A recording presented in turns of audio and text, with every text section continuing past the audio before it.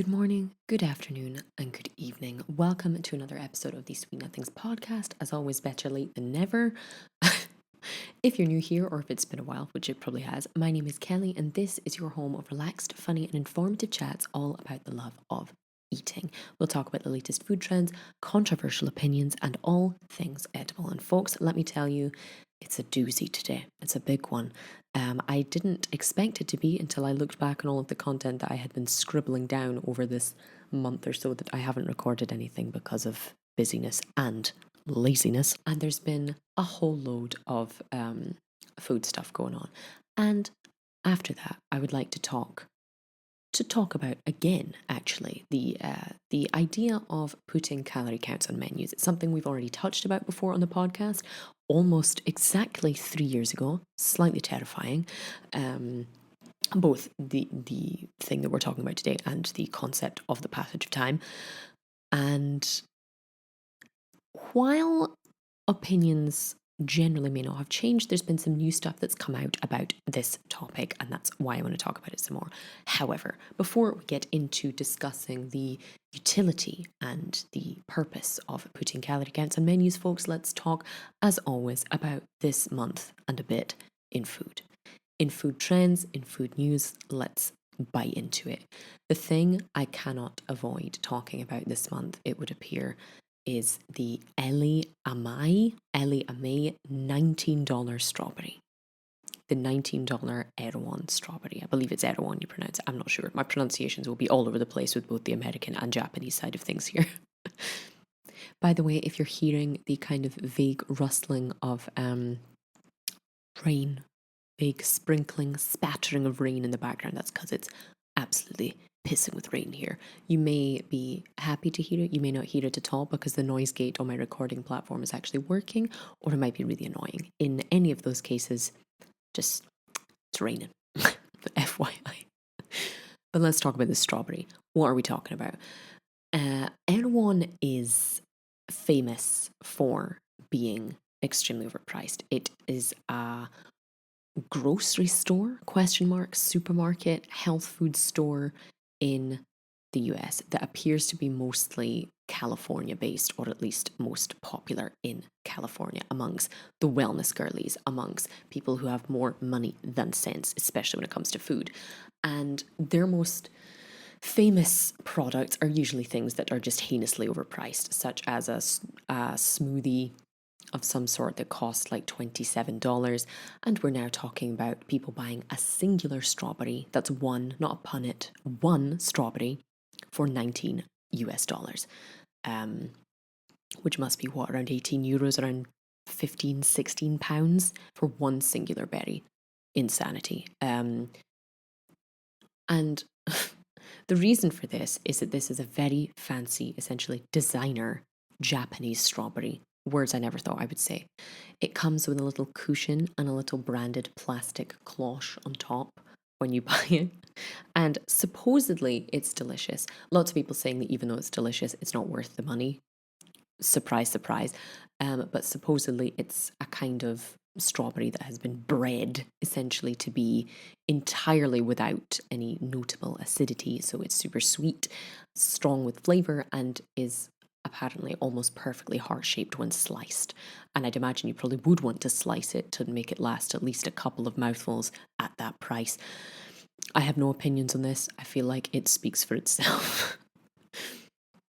But it's not the only insane things that have been released this month. Something else that's insane from the US this month is the Papa John's garlic bath bomb. Again, I don't really have much more to add to that.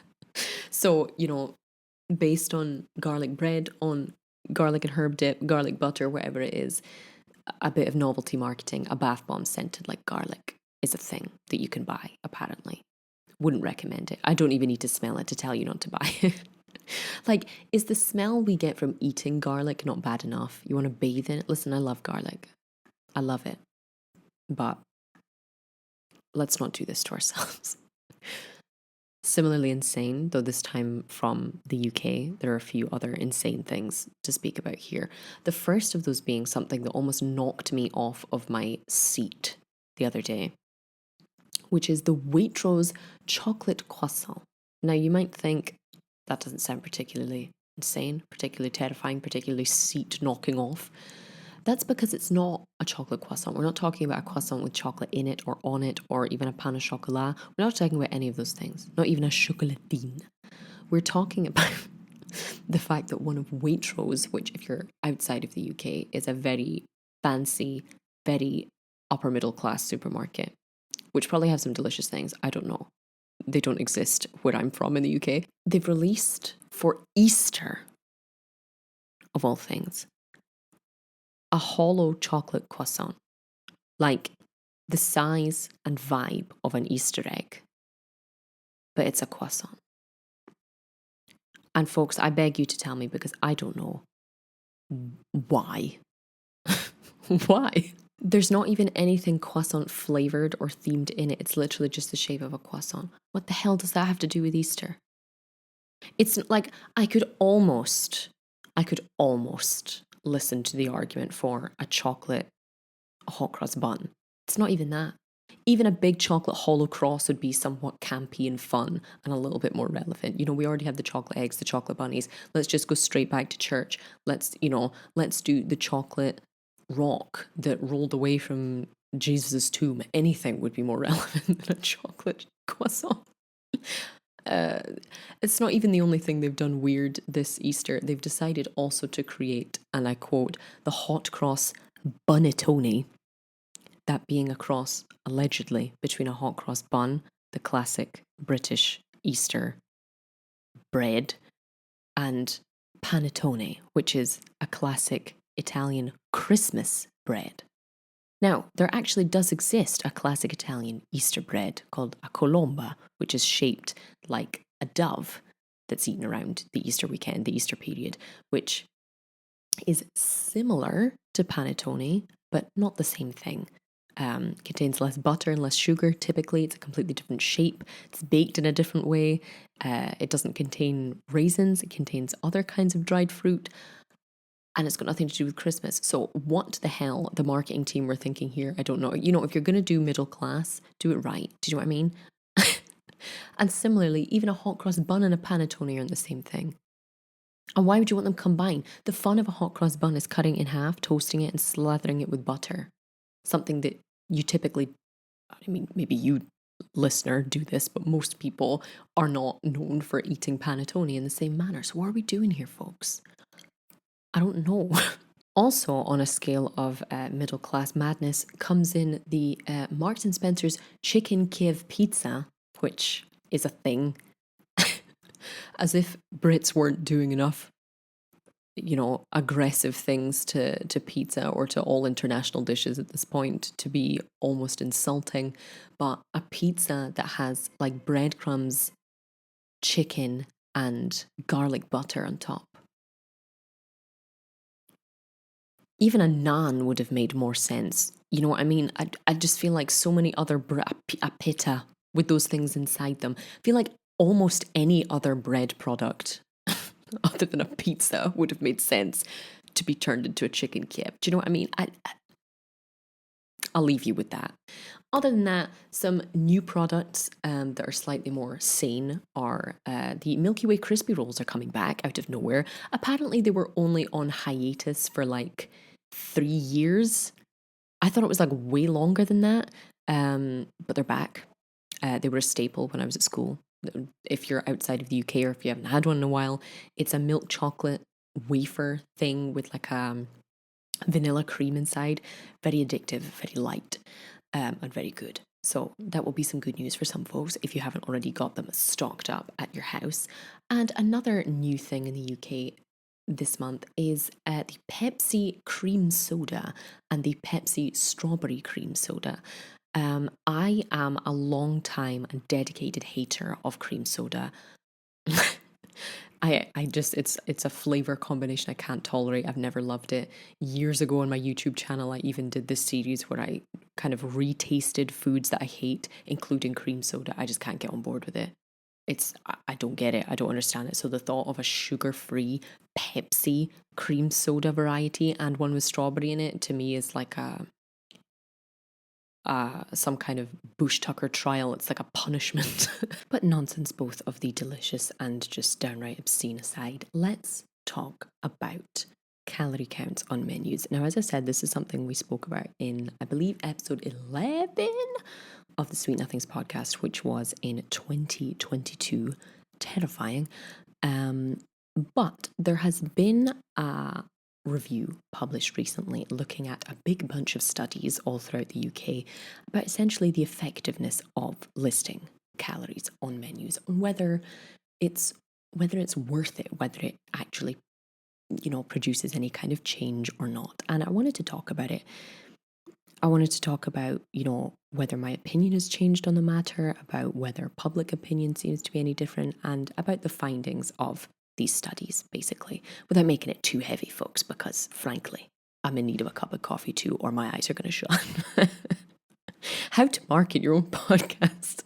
But let's get into this. We're talking about something that's come out from the Cochrane review of late, and they have done some research looking at evidence from 25 different studies across the UK, from University College London, Bath Spa University, the University of Cambridge, and the University of Oxford, all the big boys in England, basically. And they've looked at the impact of calorie labeling on food selection and food consumption. Now, this isn't necessarily just on restaurant menus, though that is kind of more specifically what I wanted to talk about. They've been looking at restaurant menus and food outlets as well as supermarkets. And they found that, in fact, calorie labeling in all of these places and the visibility of said calories led to a small, and we're talking small, reduction in the amount of calories that people selected and then went on to purchase and consume. The average reduction, folks, was a whopping 1.8%, which is the equivalent, as they've written here, of around 11 calories in a kind of average 600 calorie meal, or the equivalent of about 2 almonds fewer worth of calories. I'll let you just sit with that for a minute. 1.8%, that can be a lot. It can also be almost absolutely nothing. What that does mean, obviously, as one of the doctors involved in this stated, is that calorie labeling clearly does lead to a very modest reduction in the amount of calories that people purchase and consume. There's no denying that, even a percentage as small as that is still a percentage. The same doctor thankfully then went on, though, to say that calorie labeling to reduce the calories that people consume remains somewhat contentious, both in terms of whether it has any effect and whether potential benefits outweigh potential risks or harms. We can now say with considerable confidence that it does have a small but potentially meaningful effect on people's food choices. Labeling may therefore have a useful role, ideally alongside a broader set of approaches that place more onus on industry rather than individuals, such as taxes, marketing restrictions, and reformulation. However, we should not expect miracles, and any implementation of calorie labeling must balance the many potential positive and negative impacts of such policies. Now, I was glad to see kind of that, basically. I was glad to see it reflected as not just a focus on the reduction of calorie intake, the end, because this is something that the UK government and the other bodies have wanted to implement with the sole purpose of reducing calorie intake through the kind of, I don't want to say the guise, because it seems a bit more deceptive than it actually is, through the method of supposedly educating those looking at the calorie counts on what it is they're consuming and kind of pushing them, whether that's right or wrong, towards lower calorie options, potentially, which clearly with a whopping 1.8% of people, that's what has happened. However, it's still something that some people think is a great idea. Some people think is a potentially damaging or just somewhat distracting and ineffective idea. We're now kind of 5 years into when this discussion first came up very publicly in the UK. I published an article on Medium on this subject in 2020. That's how long we've been kind of discussing it. And clearly, with the data presented so far, while there is a difference, it's not a huge one. And I would love to know your guys' thoughts on this. I would love to know how you feel. I'm aware, obviously, the audience listening may, lean more towards restrictive eating patterns. Is that something we've touched upon a lot on the podcast with my own personal previous experience and, those of you guys who've written to me on Instagram and in YouTube comments, etc. But I'd love to know your thoughts regardless. I'd love to know whether you think it's something positive, whether having the information available is a good thing or not. And I'd like to get into what I think about it as well. I think the main issue with just listing the calories is it's a bit too simple for such complex information. Calories are just a unit of energy and nothing much else. Of course, it's a simplified and an easy way of kind of presenting to the general public the energy contained within our food and what that can mean potentially for us within our own bodies and lifestyles.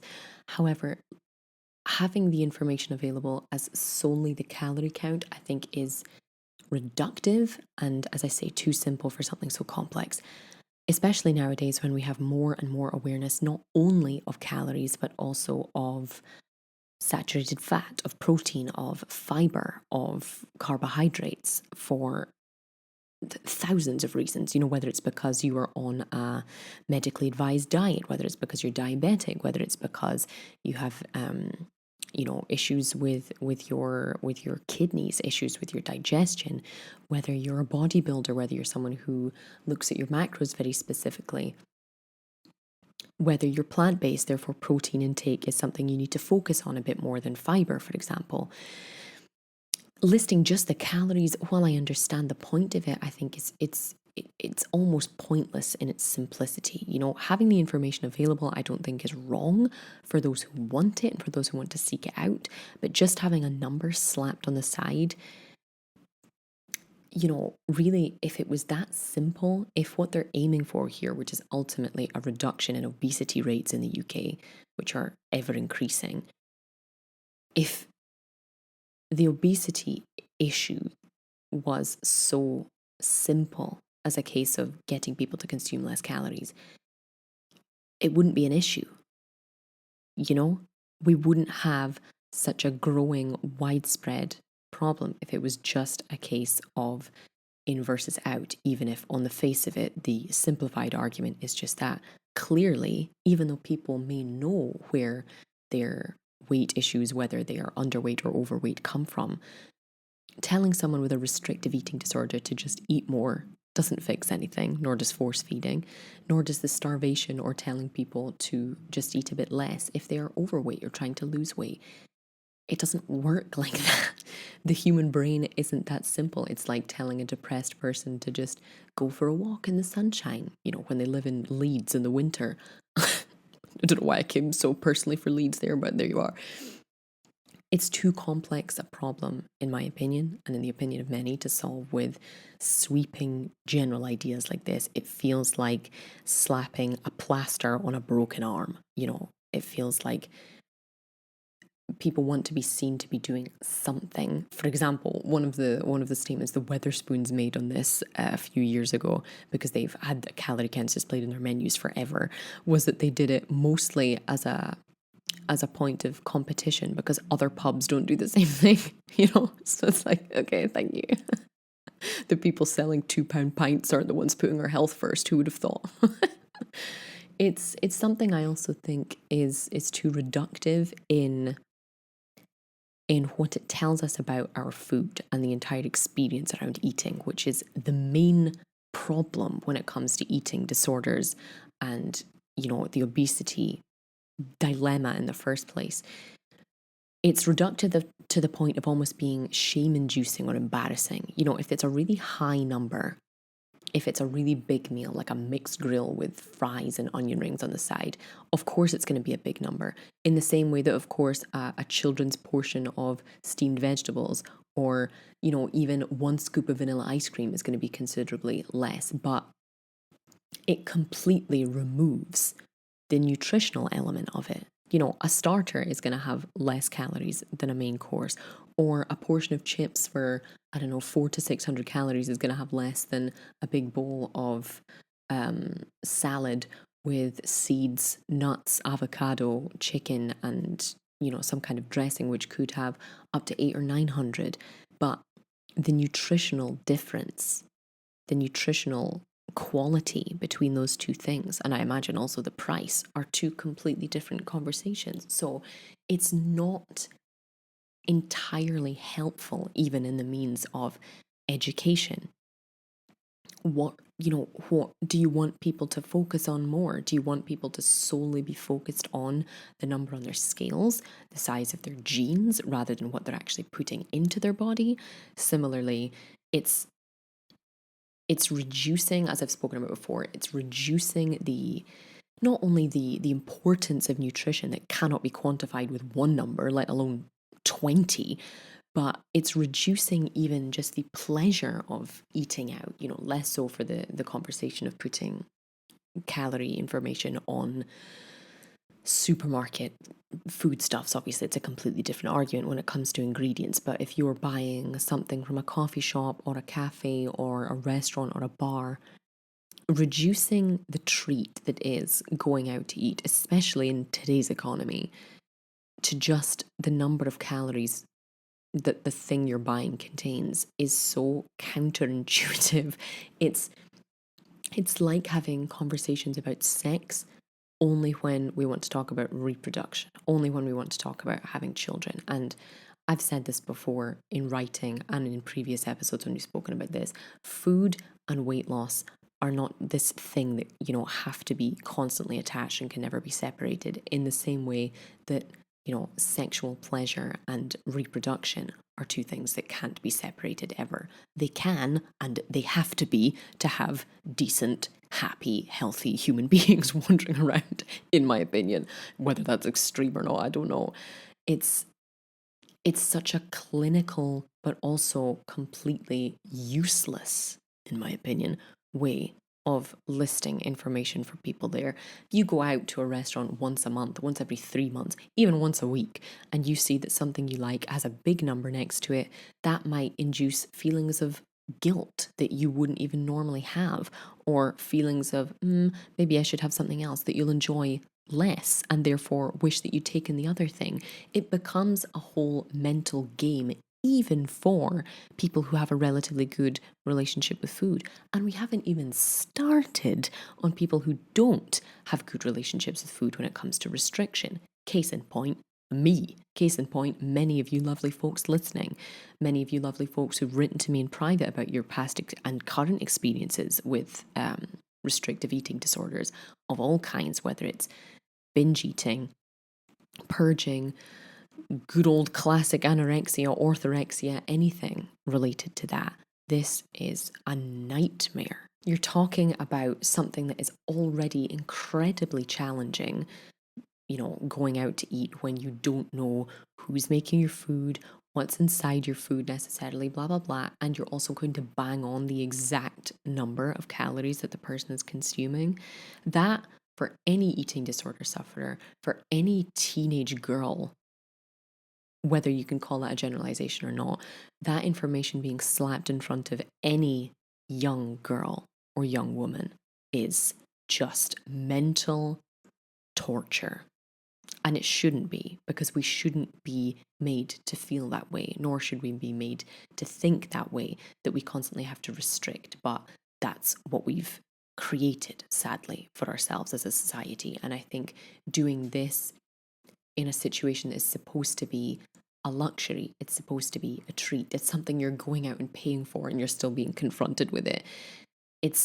To me, it's something that's counterintuitive and damaging in many, many ways.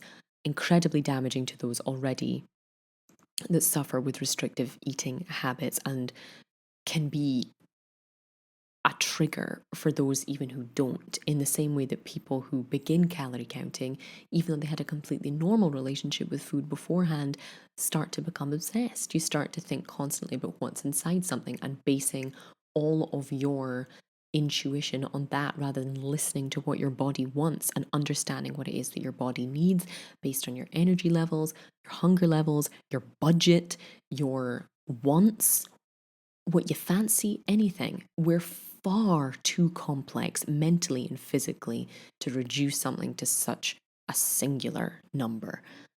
If you want to count calories, if you've been advised to count calories, if you think you can personally count calories in a healthy way, I can see why you might want access to this information, and you should have the right to do so. However, I don't personally believe it provides the same level of utility or quality of life to anyone else that's being confronted with it. This is all going without saying how much of a pain in the arse it would be for the restaurants at the same time.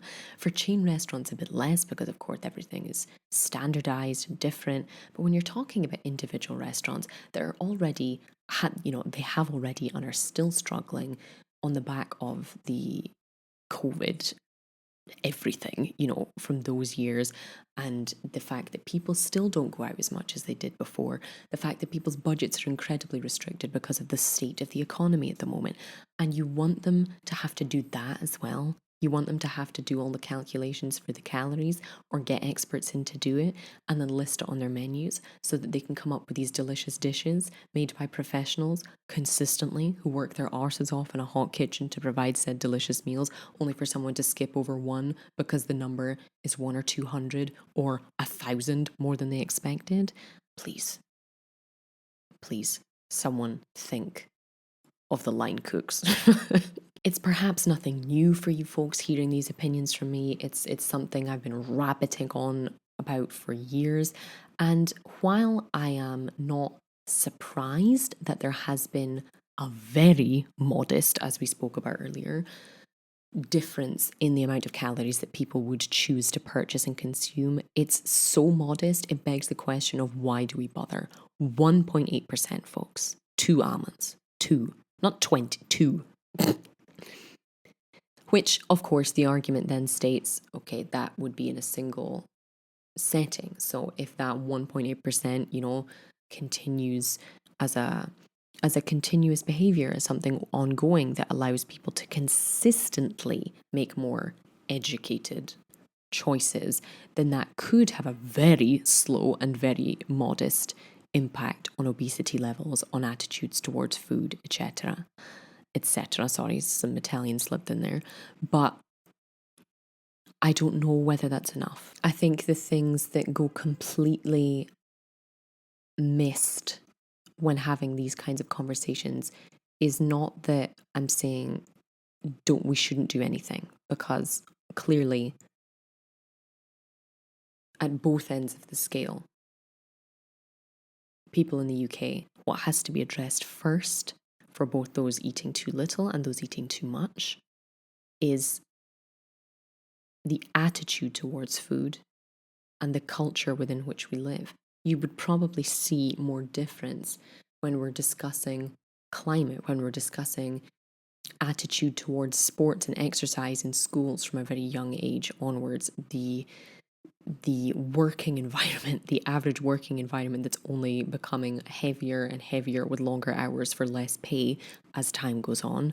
You're talking about people living in forever smaller and smaller places. You're talking about people having less and less budget and less time to prepare fresh, healthy foods, to educate themselves on what works for them or not. It's a climate, it's a culture in which we do not value ourselves when it comes to our diet and nutrition, and we do not whatsoever value our food. And I think that is the conversation to be had here, not how much tax we can put on sugary drinks or on cigarettes or on alcohol. Not what can we restrict, not what kind of adverts can we show to kids, not what can we market and when. While I understand trying to limit the food giants may not be a bad idea, when it comes to actually fixing the problems at the root, you need to fix the culture. You need to look at the attitude that we have to food and why we have it, and also to exercise. The relationship we have to both, whether it's too much, too little, is what needs to be examined. Of course, it's complex. Of course, it will take time, but we've been talking about this very small matter about putting numbers on a menu for over 5 years now, and we've made a difference, as we've seen, of not even a consistent 2%. I hate to sound negative on this front. I hate to, maybe if this whole thing sounds very nihilistic and that there's no help whatsoever, but I think things to be done, more importantly, are to focus on teaching in schools about nutrition, teaching better attitudes towards exercise and sport rather than the traditional physical education attitudes that we've had in British schools. I'm sure anyone who was not sporty as a kid will know exactly what I'm talking about. Trying to embrace less the smothering 9 to 5 office culture that we have in the UK, 9 to 5 and beyond, commuting culture, everything being so city focused, everything being so focused on supermarkets. It's everything is being pointed in the wrong direction when it comes to the blame game here. And I'm no fan of, big companies that make sugary drinks, don't get me wrong, but I truly don't think they're the sole bad guys here. But I'd love to know what you guys think about this kind of thing. To me, it seems like, they keep trying to recreate a silver bullet, or as I say, a plaster to slap onto things without actually looking at and tackling the real difficult but slightly more obvious problems. It's a complex issue at both ends when it comes to restrictive eating disorders or, obesity and overweight. And as I've said, if it was something as simple as giving people information on packaging, we wouldn't have an issue. The issue wouldn't be there. Clearly, the issue is deeper and more complex and isn't something that we should be kind of using sweeping, generalized ideas such as this for. That's just my 2 cents. I'm no expert. I'm no scientist. I'm no sociologist. I'm no nutritionist. I'm someone who's suffered for many years with disordered eating and have been around people who've suffered at both ends of the scale. And I really don't think this is the answer. Even if it can produce a modest result, I truly don't think this is the avenue that we should be pushing budget and effort towards. But do let me know your thoughts. Let me know if you're watching this on YouTube. Let me know your thoughts in the comments. If you're listening on any of your favorite podcast platforms, feel free to shoot me a message or a comment on Instagram, an email, anything you like. I would be very interested to hear alternative opinions, similar opinions, new opinions, anything you like. What do you think? But that is all I have to talk about for you guys today. All of the crazy new food stuff's available, all of the very modest developments in calorie consumption. And I'll see you guys for the next one. Thank you so much for listening. I hope you enjoyed.